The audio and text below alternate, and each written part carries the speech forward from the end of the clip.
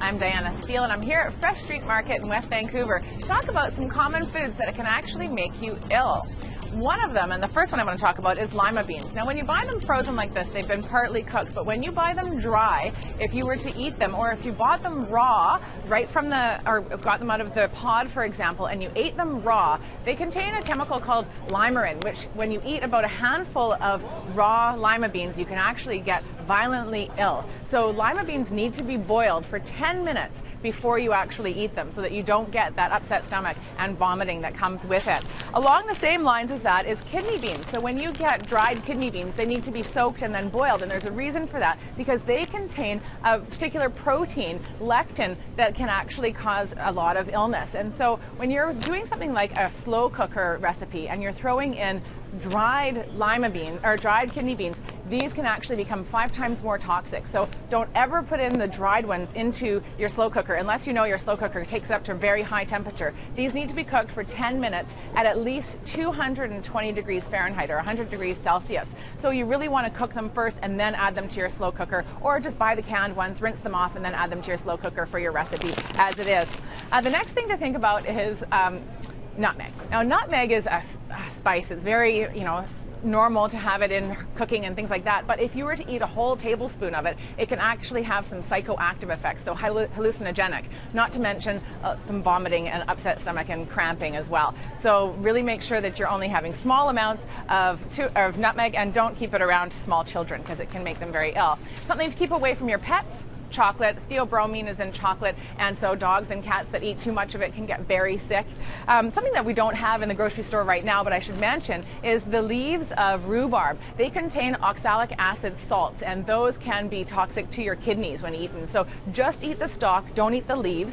The other thing that we don't have here in the store right now is cherries, cherry pits, and peaches, and plums, and apricots. The seeds contain a chemical that it's actually got a cyanide derivative, and if you eat a lot of those, you can get very sick. Now, we don't go around eating the pits, but it's a really good idea. If you have children that are eating cherries, make sure that they're not crunching on the pits. Eating a whole bowl of cherries and the pits, and if you actually crunched on them, could make a child very sick, and possibly something even more serious.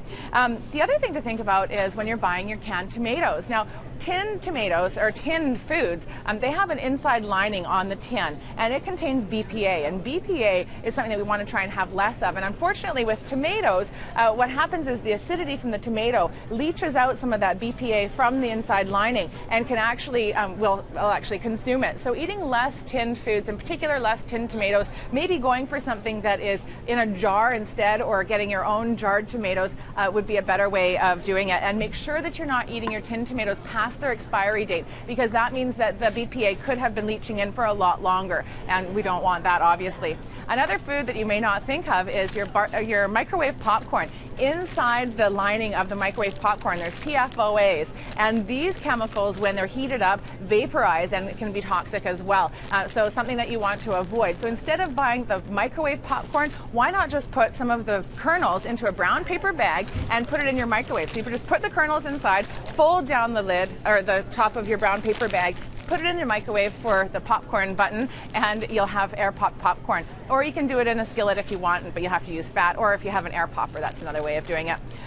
For tomatoes, don't eat, well, and we normally wouldn't, but the leaves and the vine of tomatoes actually have some compounds that are toxic for us as well. So some people think that they smell so good, why not make a tea out of it? Not a good idea. Just eat the fruit, not the actual leaves or vines. And then finally, green potatoes. I couldn't find a green potato here at Fresh Street Market, which is a good sign, but an improperly stored potato will turn green, or one that was grown with an exposure of sunshine, or if it's just been put in too much light, they turn green, and that creates the production of something called solanine. And solanine, when consumed, can give you an upset stomach and cramping and really make you feel ill. So if you have a green potato, chuck it out and use one that is not green, and make sure you're storing your potatoes in a dark area out of the light, and preferably nice and cool, so that you can keep them nice and fresh. So hopefully you'll get rid of some of those scary foods and treat your food properly.